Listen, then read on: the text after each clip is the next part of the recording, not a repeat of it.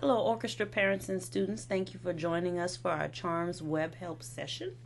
I'm going to go through Charms with you step by step so that you know what it does and how to use it. And that way you will always be up to date with everything that is current in our orchestra program. So what you want to do first is get on the internet and you're going to go to the Charms website. You can get an app for Charms on your iPhone. If you look up Charms Office in the I think it's the iTunes store or wherever you buy your iPhone apps, it will pop up and you can use it from there. You're going to log on to Charms Office, not charms.com, Charms Office, because charms.com will take you to the Tootsie Roll site, and that's probably not where you want to be. Okay. Once you get on, you want to go to the Enter Login session where it says Teachers, Parents, Students, and Members. Click that, and then it's going to ask you to enter your school code. If you ever need a school code, you can click here. Just be careful. There's several Dobie schools out there. There's a middle school somewhere. I think there's another high school if I'm not mistaken. So ours is JFDO, and you log that on, press enter, and that's going to immediately give you access to the public area. Here you can check out a public calendar. The only things that are on the public calendar are all of our orchestra events like concerts. Rehearsals are not posted on the public calendar simply because we have so many groups that it would clog our calendar with so much stuff, and you don't really need that. You can also email us directly from here. Any handouts or forms, including things that need to be signed, generally go here. If you click on it, you should see the uniform ordering form, medical forms, all of the things that we've been sending home already. There's also music on here too, so students out there, if you need symphony, region etudes, we're détaché exercise. We even have some Sibelius files up there, things that you will need to get you started. We're also looking at putting music up there soon. Just depends on how much time we have. So hopefully we'll be able to start doing that this year. That'll be a new thing. If you go back home and you see where it says student area password, for the most part, everybody's student password is usually your ID number without the 0. If you want to change it to something, that's fine, but you need to make sure that it's something that you can remember. Because if you email us and say, hey, I forgot my password, we really don't know what your password is per se. We only know that you need to reset it. So I can reset it from my end, but I can't tell you what your password is because that's confidential and we don't know that anyway. So once you log on in your student area, and by the way, if you're planning on being a chaperone for any trips like the New York trip, this is where you would put that information, and then you can sign on there. But go ahead on and press enter, and it is case sensitive, so be careful. Uh-oh.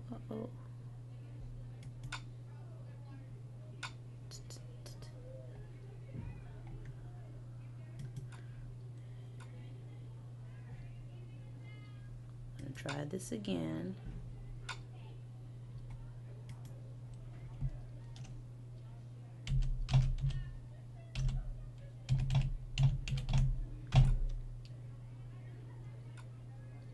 There we go.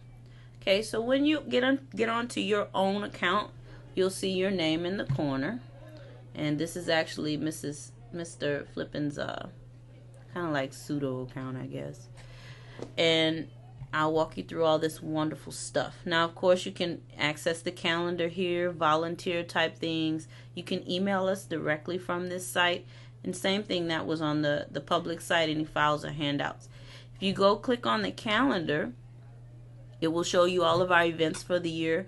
Like I said, from this portion of the website, once you log in with your own password, now you or your child can see just rehearsals that are pertaining to them. So if you're in Philharmonic group, you'll see just the Philharmonic rehearsals. Anything that pertains to that particular group. If I go back home, and you can also sync the calendar to your device. That's a new thing. I've never seen that before. That's really, really cool. Okay, if you go to the event list is the same thing as a calendar. It just simply shows it to you in list form. So if you rather read it that way and print it out and put it on your refrigerator, or maybe you want to keep it in your binder or whatnot, but it puts all those things up there in list form for you.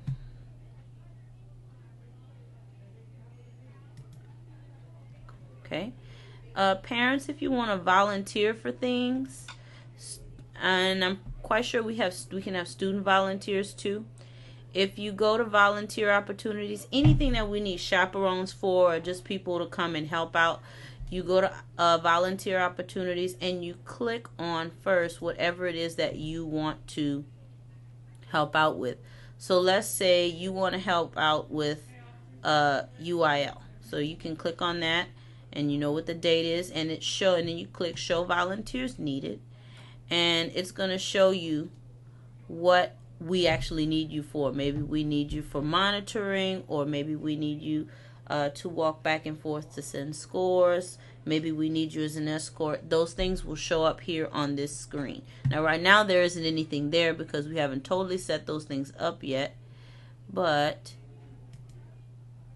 you will be able to see them there in the coming months when you're ready to sign up. See? So go back home again. Email us. You click on it, it directly sends you to an email page where you can type your email and send it to us. Again, any handouts or files, especially if it's specific to your group, it will wind up being on this page. So there are some things on here that other groups don't have. So it's always good to log into your own account so you can see those things. Finances, that's the best part. Anytime you pay us money, I mean, we cut you a receipt, but we also give you an electronic one, and it stays in your account, which is great. Anything that you have to pay for, it'll show up in your financial statement. So let's say that you are a bass player and you have to pay the $30 for the instrument rental. Well, when you pay that fee, it's going to show up here in this account. Anything that's assigned to you, a payment that's assigned to you like that, it'll already be in your account for you to see. So you would see, like where it says fixed payments, that's where that kind of thing would be. If you fundraise anything, any money that you make for fundraising, you'll get to see it in this portion, especially if it's like a catalog sale, like the Express catalog sale we'll be doing this year. There's actually a Charms import, so any money that you or your child makes, you can see how much that is, and then you can put it towards your trip, or you can just, other than if it's not going towards your trip, it'll wind up in our general activity account. But you do have access to seeing how much you raised, or how much of that money you have contributed to the orchestra program. This is another important part. Forms collected. Anytime we send home things to be signed, we click a button saying that, we're collecting these forms from you. All you have to do is go there, and it'll show you the forms that need to be turned in. Oh, Mr. Flippin needs to turn in his orchestra handbook contract.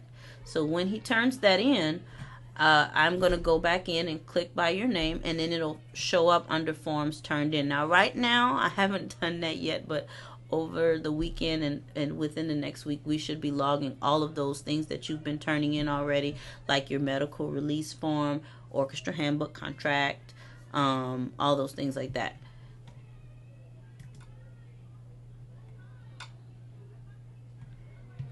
Absences. Anytime you're absent from a rehearsal or a concert, we do log that into Charms too. It will show it to you. Inventory.